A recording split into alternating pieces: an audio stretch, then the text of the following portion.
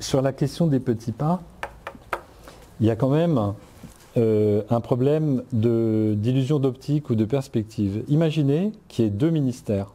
Hein. Il y a un ministère des Travaux publics, dont le boulot est de construire des logements sociaux, des autoroutes, des lignes de chemin de fer, des ponts, etc.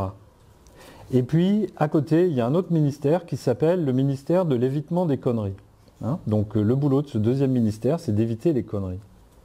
Donc, au fil du temps, il y en a un qui construit des ponts et l'autre qui évite des conneries.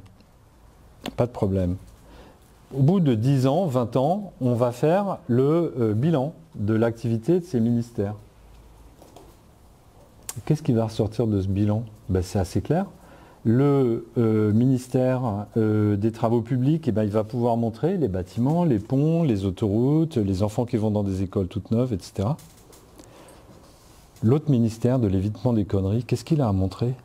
Les conneries qu'on n'a pas faites, elles sont où? On ne les voit pas. Est-ce que vous êtes capable d'imaginer ce que serait Paris aujourd'hui si les voitures avaient les mêmes performances écologiques que les voitures de quand j'étais petit? Si les bâtiments avaient les mêmes performances thermiques que les bâtiments construits dans les années 60, que vous voyez en vous baladant dans Paris avec des fenêtres, on a l'impression que c'est des ventilateurs pour avoir froid. Est-ce que vous pouvez imaginer l'état de la France s'il n'y avait pas eu cette énorme politique de l'eau depuis les années 60? Aujourd'hui, il y a un nombre énorme de rivières dans lesquelles on peut se baigner. J'ai fait des campagnes d'entretien il y a longtemps auprès d'habitants d'une rivière près de Cholet qui s'appelle la Moine. La pollution était telle à la fin des années 50 que l'odeur était insoutenable. Les gens s'enfermaient chez eux, scellaient leurs fenêtres avec de la pâte ou des choses comme ça, brûlaient du papier d'Arménie, tellement ça puait.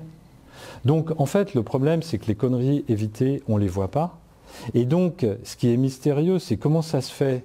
Donc on a l'impression de ne pas avoir agi. Mais ce n'est pas vrai, il y a une action énorme et une montagne énorme de conneries évitées, c'est-à-dire qu'il y a autant de conneries évitées que d'autoroutes, que de ponts, d'écoles, etc. Le problème, c'est que de la même manière qu'il reste toujours des écoles à construire, des logements sociaux à construire, etc., il reste toujours des conneries qui sont encore là et des conneries à éviter.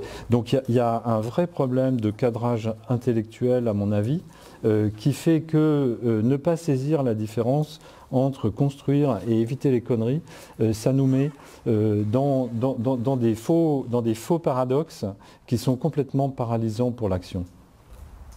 Finir de relativiser ce modèle de l'urgence.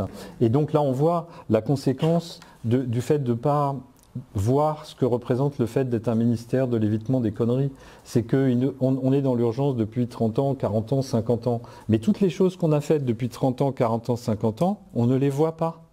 On ne les voit pas. Aujourd'hui, quand on parle de pollution de l'air en ville, on parle de la pollution de l'air en ville qui reste après 50 ans de politiques qui ont diminué massivement la pollution de l'air en ville. Dans les années 50, il y a eu un épisode de pollution à Londres qui a tué des milliers de personnes. Pas de manière statistique sur le long terme, des gens qui en quelques jours sont morts parce que l'air était toxique.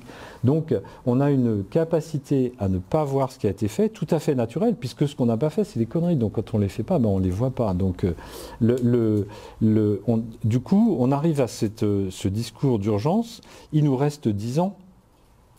Mais moi j'ai entendu le même il y a 10 ans, il y a 20 ans, il y a 30 ans, il y a 40 ans. Ce discours est structurel. Ce discours, c'est attention, si on n'évite pas les conneries d'aujourd'hui, on va basculer. Ça c'est vrai.